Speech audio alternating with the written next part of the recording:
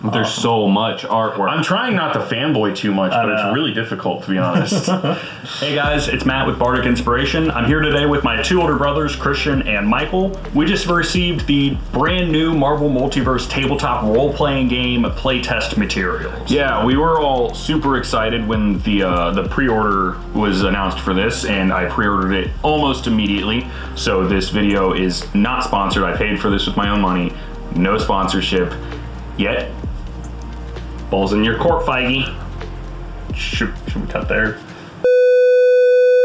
So a few years ago, I designed a Marvel world to play a campaign in using the Mutants and Masterminds campaign setting, which is good, but it's not specifically designed toward Marvel. But I cobbled together this lore and this universe from decades worth of comic book stories and movies and other Marvel media to build this world that we could play a game in. And now we finally have a Marvel specific rule set to play around with. So without any further ado, let's get into a first look at the playtest materials. So one of the first things I noticed when I opened the package this came in is that for playtest material, this is super high quality. It's for obvious reasons, very comic book like in its cover, and actually it looks like a trade paper. The pages too actually look like the exact same kind of paper they use in actual comic books. So right, it's got that glossy sheen and a good attention to detail there, I think. And in fact, actually, a lot of the artwork looks like it's straight out of specific. I think you actually found one of the. I think the Spider-Man. There's a Spider-Man. That is the actual cover from a free comic book day issue of Spider-Man. Starting off on a very good note, in my opinion, here with just how impressive it looks from the outside. So let's actually get to the inside. So even though it's only about 120 pages long, there are 11 different sections introducing your core mechanics, your character profiles, combat system, and character creation. And then at the end of the book, there are pre-made character sheets, as well as an adventure that you can run with those characters. Which honestly, for me, that's like a huge selling point, that with this book, you're able to just jump in and play. And I'm really excited to see what kind of system they're running. We come from a very big D&D background, but like we said, we played Mutants and Masterminds, which was pretty complicated, at least for newer players. Yeah. So character creation could take a very long time. Yeah. So I'm hoping that maybe this has a very opposite problem than Mutants and Masterminds did. You guys are going in pretty blind. I read through this book for about an hour earlier. One thing to note, at least, there are some pre-gen characters in here that either you can use as player characters if you really wanted to, or more likely, especially in our case, they'll be used as non-player characters. They'll be used as NPCs by our DM here. And if you're curious as to which ones they are, basically every character that's on the front cover that isn't Galactus or Kang, they have a pre-generated character sheet for each one of them. And technically that includes the mystery silhouette, because that's the build your own character. Oh, so hey, that's you. That's you in there. Or me. I'm DMing. I can't build it. You're the other character. Hey, man, now with that attitude, I'm the looming figures in the background of the cover. In classic tabletop game fashion, the first little introduction is just basically going over what a role-playing game is and setting the correct expectations. The one thing that they do start off with in this that is helpful, because this was the biggest question I think I had, and maybe you guys had too when this was announced, because there was no information I could find about it, is what kind of dice system it used. Yeah. We were expecting a D20 system, because that's what Mutants and Masterminds was. That's what D&D 5e is. That's what Pathfinder, both editions are. This uses a 3d6 dice pool, which isn't totally new, but I think that the way that they do it, because I know that Shadowrun has done D6 dice pools and stuff. Fiasco has done, which is same, exact same. Yeah, exactly. This is exactly like Fiasco. We'll have to do a video in the future about the one time that we did play Fiasco. I loved it. We made a poster and everything. It was great. I still have it on my wall. I still have mine too. Anyways, back to this book. So they call it the D616. Which is amazing. Yes. Okay. Yes. Right. That's the only part of this whole book I've read, and I'm in love. For those not in the know, 616 is the mainstream comic continuity universe designation, Earth 616. The more you know. So basically, the way that this works is you roll 3d6s. You have one d6 set aside as your marble die, which it seems that when this gets a wider launch, that they'll be releasing a special marble dice set. So you'll have one specifically designated as your marble dice. It looks like it'll be a red one with the marble logo, and then you just have regular run-of-the-mill d6s. So if you don't have those dice, it's not a big deal. You can use literally any 3d6s you want. You just have to be able to readily identify which one of them is going to be designated as your marble dice. You just gotta bust out your Monopoly box, cannibalize your game of life. Sorry. So this is basically this 3d6 setup is kind of how all the skill checks and rolls of any kind are being done in the game. From what I can tell so far, no other type of dice is actually used. So it essentially means that when you're rolling, you get a total score anywhere between 3 and 18, right?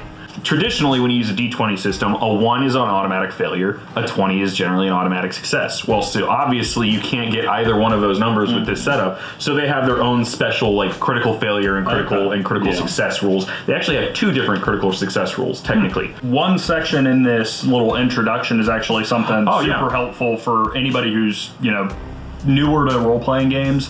They suggest, like a lot of people in like the gaming world, but it hadn't been written down anywhere prior to a lot of newer editions. And if it has, we don't know where. Right. They suggest that you start with a session 0, right? And for those of you who may not know what I'm talking about, that is the session in which you're not actually playing the game. Maybe you play a little bit at the end, but the session 0 is there as a planning session to establish any house rules that you might have, to get new characters familiar to the game, and just go over expectations for everything, which is super, super important for any role-playing game that you're playing. Yeah, make sure that you as players and even as DMs for that matter, you're all on the same page about what you are trying to get out of the game.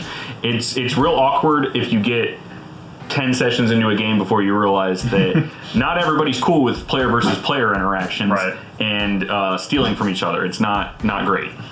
Also, especially with something as weird and wild as the Marvel Universe can be, what if every single player but you wants to play like shield agents, and then you're the only one that's out there playing a Herald of Galactus?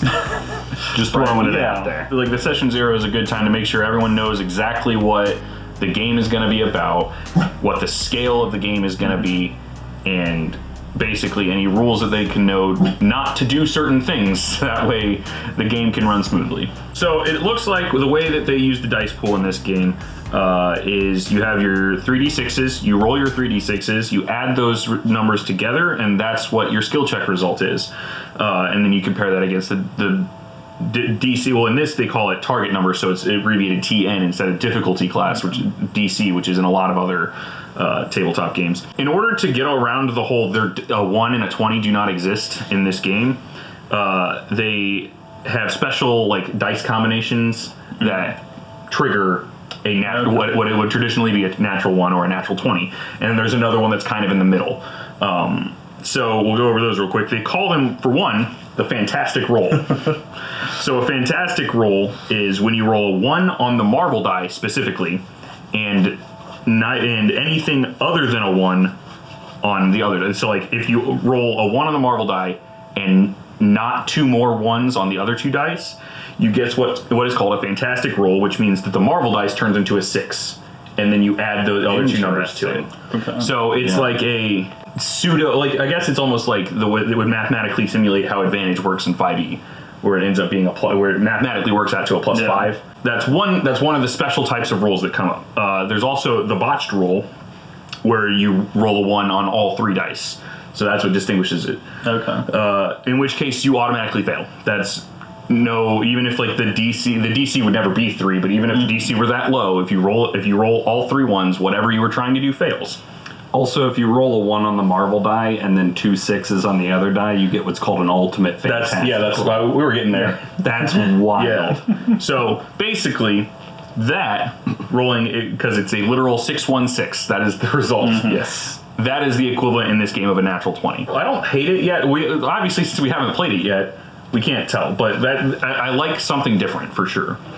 because there is one other type of roll, which is even in between all of those, and this is where I think it's comparable to like the Fantasy Flight Star Wars system. And reading through this, I was thinking this is probably what the Fantasy Flight Star Wars system should have been.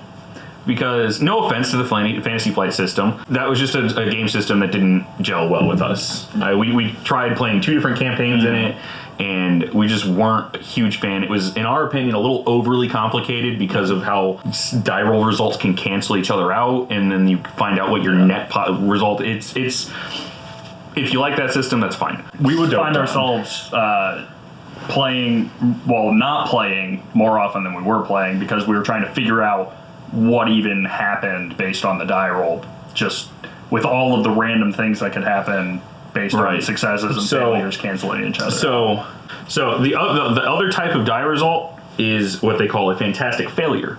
The way that it explains it here, almost, and this is what any improv actor out there will definitely recognize these turns of phrases, is a fantastic roll that is a success results in a yes and, whereas a fantastic failure results in a no but, which leads to some, I think, can lead to some decent like role-playing opportunities. It definitely injects a little bit more drama into the game. It's also interesting to note that those fantastic failures are actually initiated by the player instead of the DM in this system. The player comes up with the no but, and as long as the DM approves, that's what happens. Yeah. So it makes it more of a collaborative storytelling experience. At the very least, the player is allowed to. They can obviously defer that to the DM. But it is perfectly fine. And I think that that's almost a good to be a good sport almost about a failed roll too. Even though you failed to check it, you still feel like you have a little bit more to, like, as a player, contribute to the story. Right. We won't explain in depth too hard what these rules are, just because since this is our first look at them, we might not actually know exactly what they're trying to get across here. So we will probably end up making more detailed videos in the future as we gain a better understanding of how this works. You can absolutely expect to see more content based on this tabletop role-playing game. Because we're 11 pages in, and this seems incredible so far. I actually, I like the dice system a lot. I feel like it is potentially more math, but I think the numbers are a little lower. I think it doesn't stack against you the way the way Fantasy Flight did. 50% chance roll on a D20, for example. Is not going to allow you to succeed. Yeah, because you have a 1 in 6 chance of always rolling in a fantastic situation, at least on that single marble die. Yeah. So, like 1 out of 6, you can either have a really, really good success or a really good failure out of that, or at least like a positive failure. Yeah. So I think it kind of like that dice system lends itself more towards superheroics. Right. I also like that it's possible to roll the 18 without rolling a crit 18. Also, I feel like you roll all 3 6s. So it looks like on page 12, they give you the first character profile, and it looks like it is Spider-Man, Peter Parker himself, which is really cool. We saw that art earlier from the free comic book day. It looks super sweet, but why do I know that? He's like an encyclopedia of all things Marvel. You'll come to understand. Yeah, and this is also where we get our first look at how they have named ability scores, and I want to see if you guys can sense a pattern here. So our ability scores are, or the abilities themselves are might, agility, resilience, vigilance, and logic. What's that spell, guys? What's that spell? DC Comic. Oh yeah. Spells image. Is it? So it's where I think the very funny and famous line from the first Iron Man, where they really wanted that acronym to spell shield. Right. They really wanted these ability score acronym to spell more. Incredible. Might, agility, resilience, vigilance, ego, and logic. Okay. Which is just strength, agility, constitution, wisdom, charisma, and intelligence. Renamed, and it fits. So I'm not mad. Right? Yeah, I'm not mad at all. I like that, and honestly, the more it leans into the comic book stuff, hell yeah, the happier I'm going to be, because that's exactly what I would expect out of something like this. Absolutely. So chapter 3 goes over character profiles, and in this chapter it'll go over like the leveling system. It's just rank ups and stuff. Different character archetypes. It goes into more detail about the ability scores. Health, that's the big change in this from like something like Mutants and Masterminds. Mutants and Masterminds did not have a traditional HP system, right? Which I'm excited about that because it's something like that I'm familiar with, so much and it's something that I can definitely wrap my head around an HP system a lot easier than I can the toughness of Mutants and Masterminds. Focus, which is something that I'm not entirely sure about yet, but will definitely be covered in a later video. Karma. Then some like pretty standard character information, things like initiative, speed, damage, size. It has some different sections for even backstory things, so like that's going to look a little bit, probably seems a little bit more expanded than like the background system of 5e. Yeah, I was looking over it a little bit, and like it is a little bit.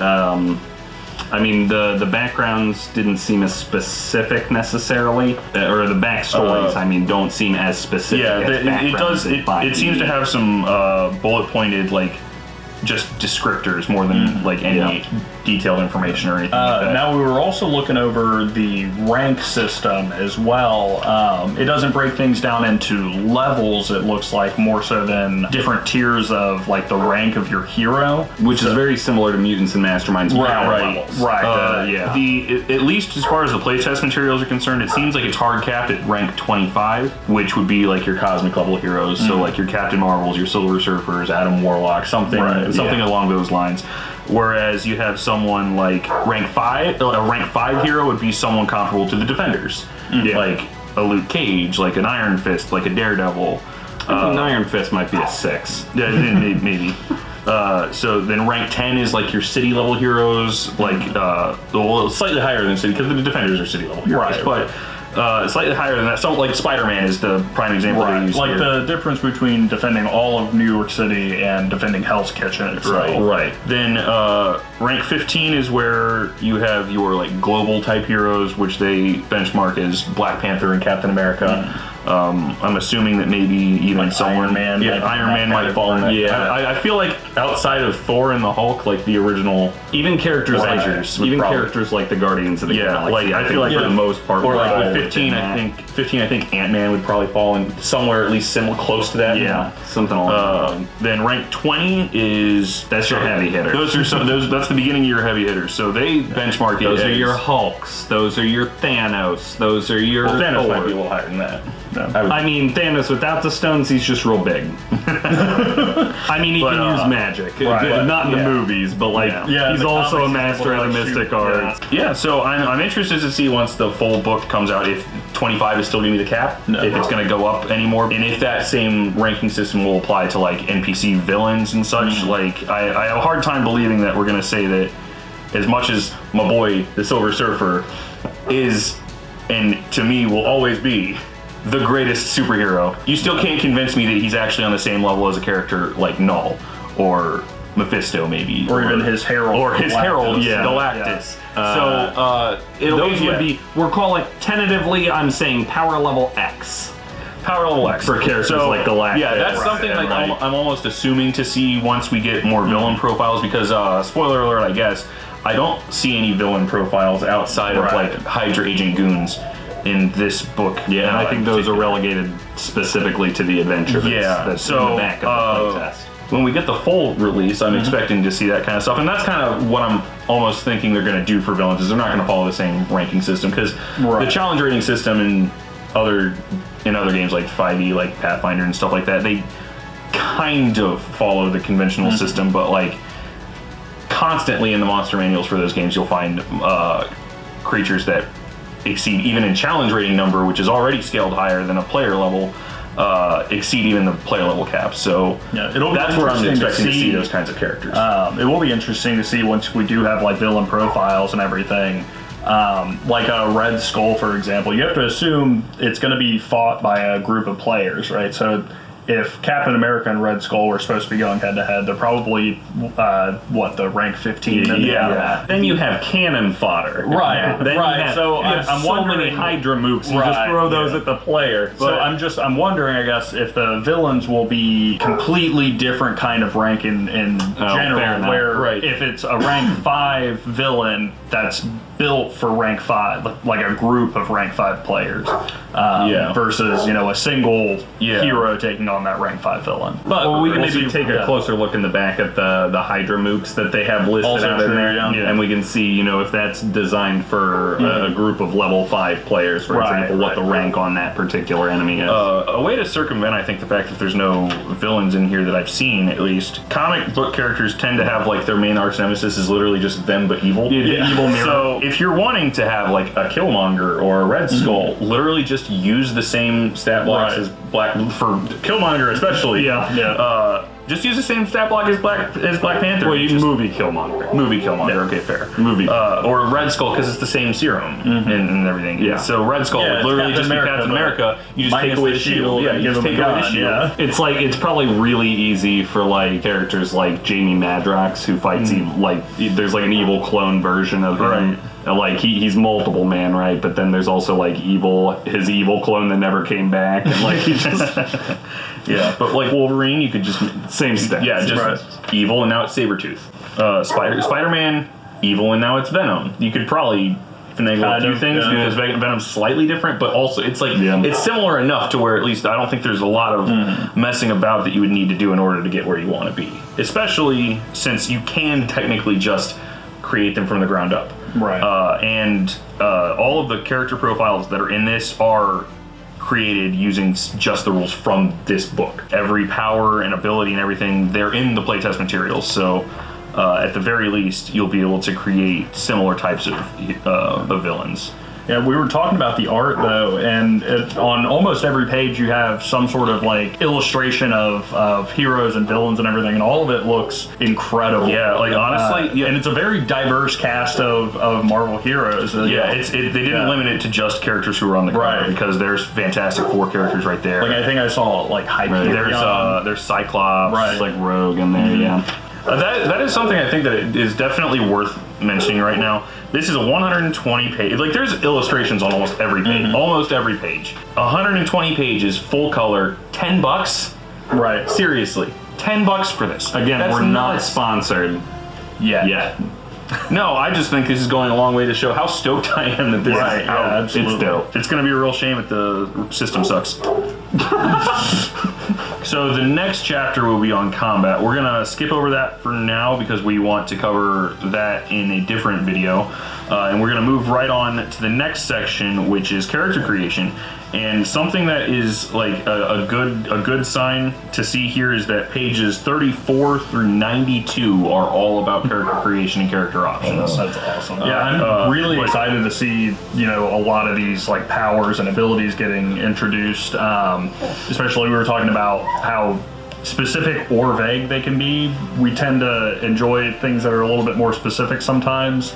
Because the vagueness just leads to debate and option paralysis as well. I think you can also tell like what heroes were in mind. I think based on a couple. So I looked at a few of these. There are like 5 that have the word web in the title, for example. So it's like, I wonder what superhero they were thinking of. Clearly, it was Black Widow. Yeah. So where chapter 5 is just titled Creating a Character, 6 is Archetypes, which is something that I'm actually interested to see in this because that is a good way to go about defining the kind of character you want, where it starts off with Blaster and it'll give you examples also of all of the different archetypes too. So if you're not sure what character or what archetype your character may or may not fall under, pair them to some of the examples and you might get a better idea. So like for Blaster, it lists off like Bullseye. It has Cyclops as the artwork for it, so Cyclops works. Dazzler, Havoc, Hawkeye. Both Hawkeyes, I guess. Both Hawkeyes. So it sounds like any character that rely mostly on like a range, like a ranged attack, right? And it doesn't seem to like maybe care like if it's Iron Man in this scenario. I think Iron Man might fall into this category, unless there's another archetype later on. That I think I saw that he falls under polymath actually, or genius. Oh yeah, polymath just means it combines archetypes, so it's like a hybrid. It's multi-class. So it's automatic multi. Actually, that's a good way to look at it. Is it looks like archetypes work like classes do because it actually does have ranking per archetype. Oh, cool. So that's what that would mean. Is like a polymath is a multi-class character. And so it dips into check it out because then your goes up to 25. Your abilities with raised caps, you pick 2. Huh. Yeah. Instead of being assigned 2. Right. That's interesting. I like that a lot. Oh, okay, awesome. Yeah, so they do work just like classes in 5e might. Well, I shouldn't say just like classes. Reading this a little bit more, it seems like it's slightly different, but I think it's comparable. To say that at least. Bruiser would be pretty obvious. There's a pretty sweet illustration of Rhino. In a giant rhino suit. So you'd have like the Hulk, Colossus, Juggernaut. It lists Ms. Marvel, so like that. I guess that counts. That works. I can see that. Yeah. Ironically, doesn't mention Rhino. Okay, so the 4 that it lists for Genius are like they're like these would be the usual suspects. Would be Doctor Doom, Mr. Fantastic, Moon Girl, and Shuri is who it lists as that. That's the other thing that I think is cool is like look how diverse just those 4 characters are. Yeah, they're under the same archetype, but they are nothing alike. No. Yeah. Polymath is just described as someone who is good at all sorts of things, often in amazing ways that don't typically match up. They might not be the best there is at any particular thing, but they are better than just about everyone in general.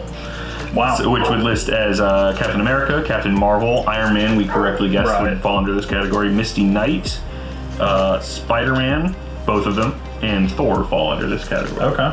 The archetypes have little to nothing to do with the powers that you would take. That's awesome. So, pretty cool actually, because that's what makes... Yeah, like again, some of these characters are nothing alike. Like never would I ever compare Thor and Misty Knight. I never would put them in the same category.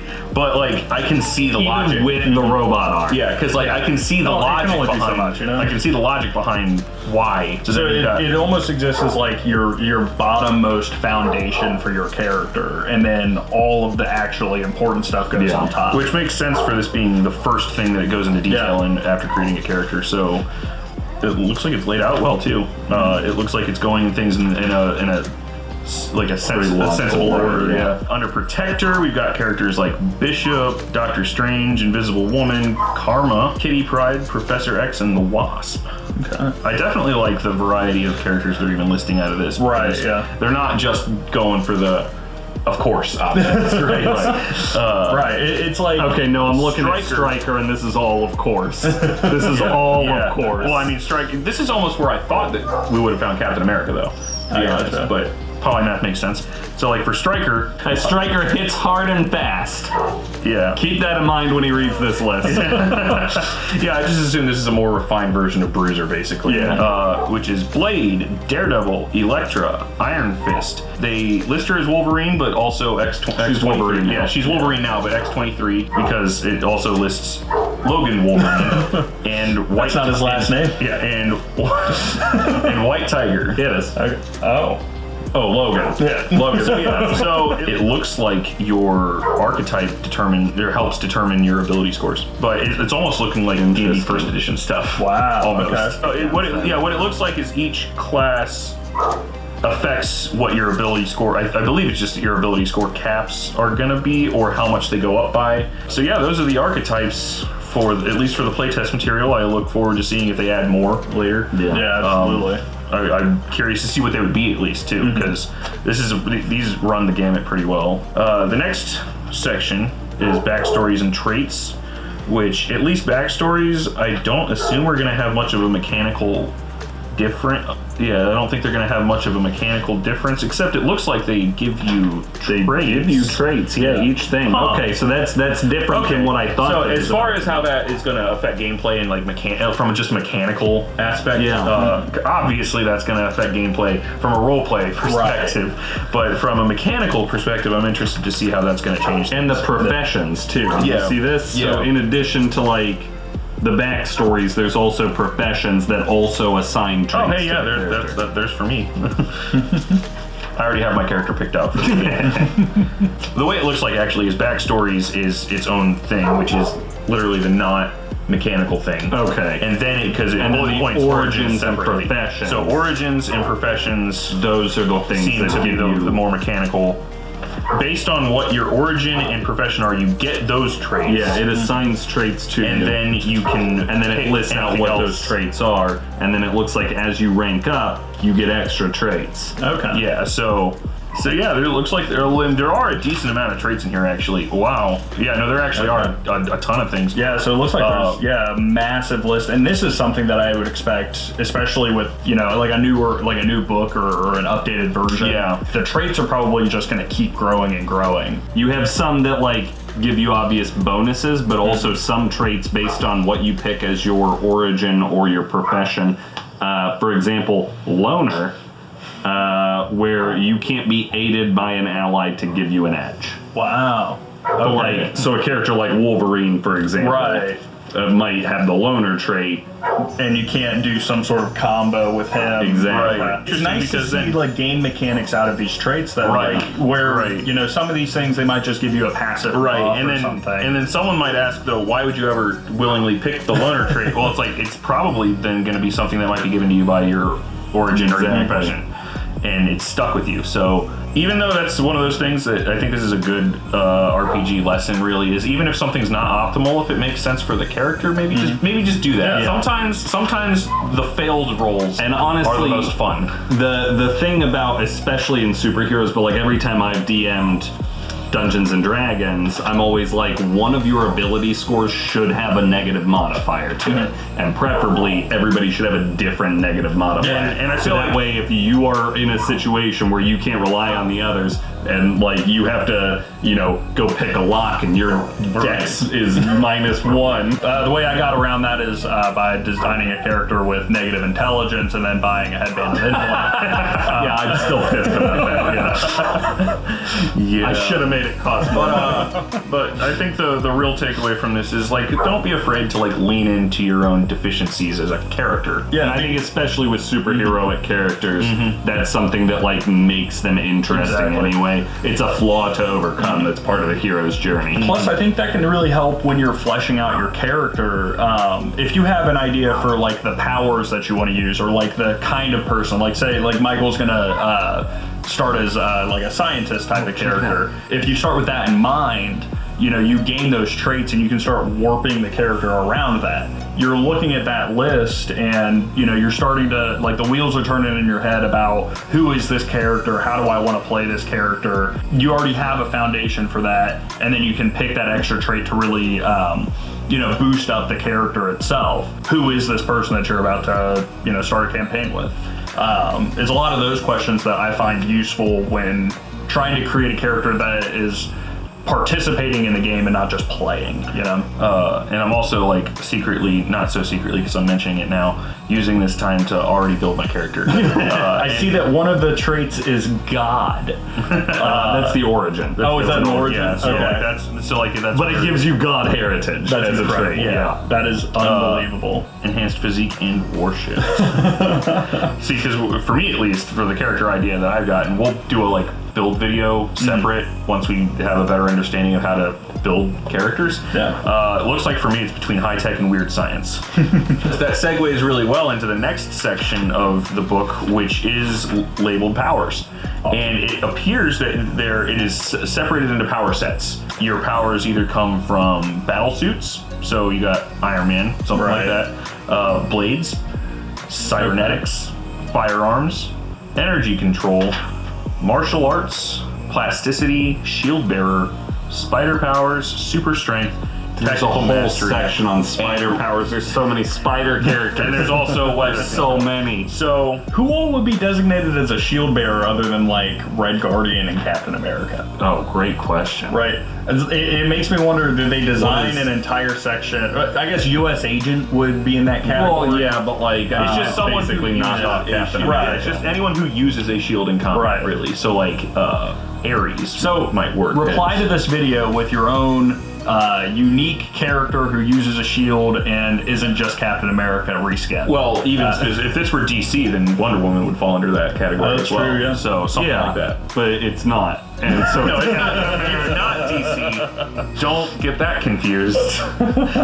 Power sets have prerequisites to them. You want to have a battle suit like Iron Man, you have to either have the high-tech or magic origin. Okay. Yeah. Or for me, energy control, I would have to either have the alien, high-tech, magic, mutant, or weird science, which two of the options on that list were the ones I was already considering. So look at that. Yeah, you could probably like predict a little bit going into this section, but that probably is a really good idea to maybe look through everything and at least read go back and really fit everything together. Like they make sense. Like if you want cybernetics, you either have to be an alien or have high tech. That makes sense. It's not like out of left field or anything. Right. And I think nope, I lost my train of thought. Never mind. It looks like all the powers work on like a feat tree style. I'm all about skill trees. Yeah, skill trees are like coming from every game that I grew up on had skill trees in it. Like, just coming from video game background, this is like an easy to grasp kind of thing, which I think is probably sort of the point of this entire role playing game, to be honest, because with how popular the MCU is right now, and how popular even like D&D and just tabletop gaming in general is getting right now, you got a huge influx of brand new, never played TTRPGs before players.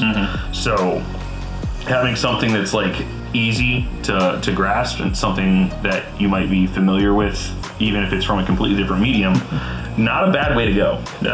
So you might want to start at the power sets and at least read through those, because when you're creating a superhero specifically, I think especially, you probably have an idea for what you want the powers to be first. Right.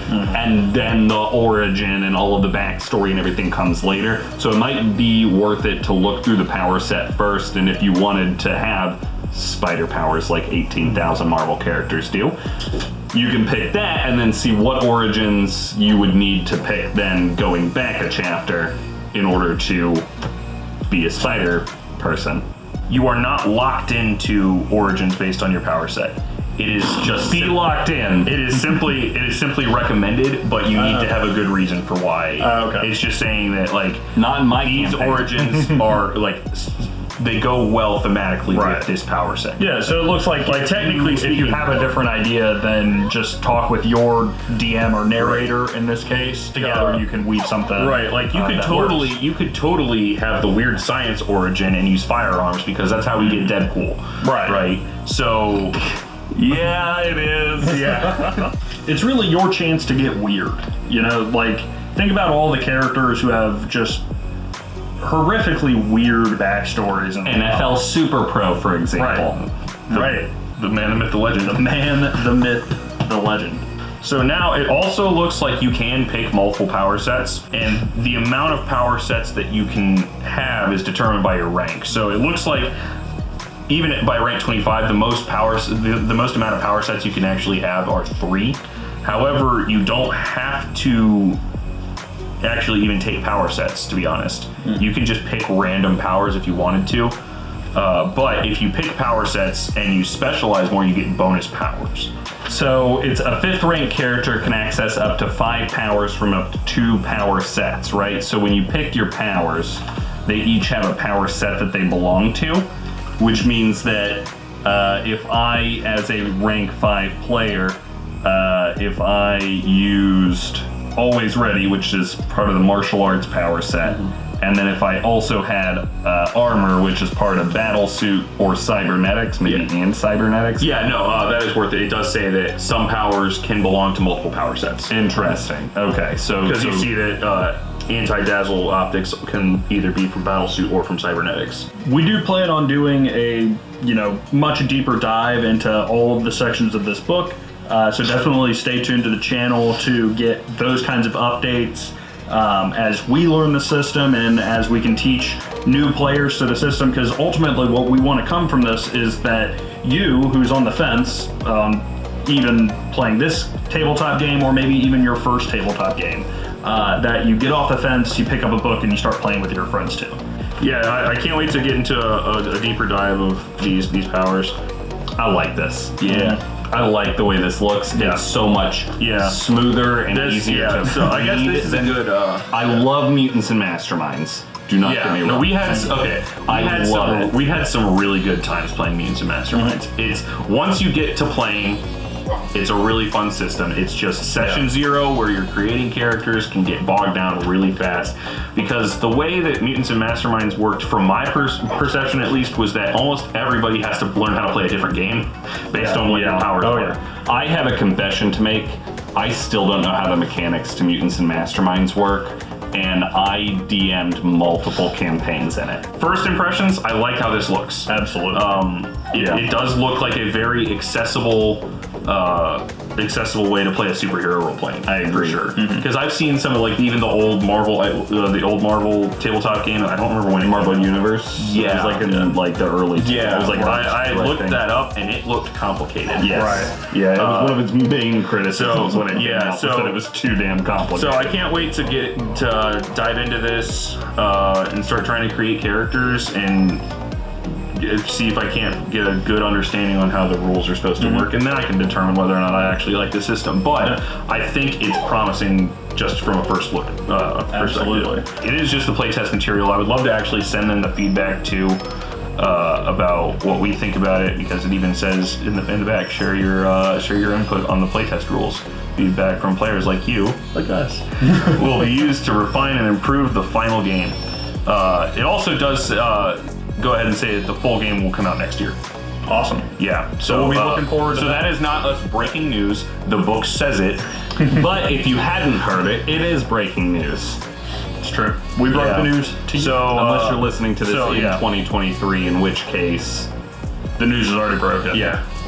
it's out. Yeah. Actually, In which Go case, get it. In which case, actually, thanks for coming back to this video. Yeah, thanks, man. Yeah. And once we become experts on this entire system, we do plan on running an entire campaign using it, based off of that world that Christian has created. Kind of a Frankenstein amalgamation of different plot lines from all the different Marvel entities out there. I made a calendar that goes back to the birth of the universe all the way up to the modern day, and it's just sitting there in my Google Drive. Well, we're gonna dust the cobwebs off of that and hopefully bring it up for your guys' enjoyment. Be looking for the next deep dive into the combat and other rules. Yeah, we want to definitely do a dedicated video for each chapter of this book, except the introduction. Thank you guys for watching. Thanks for tuning in. We've been Bardic Inspiration. Have a great one.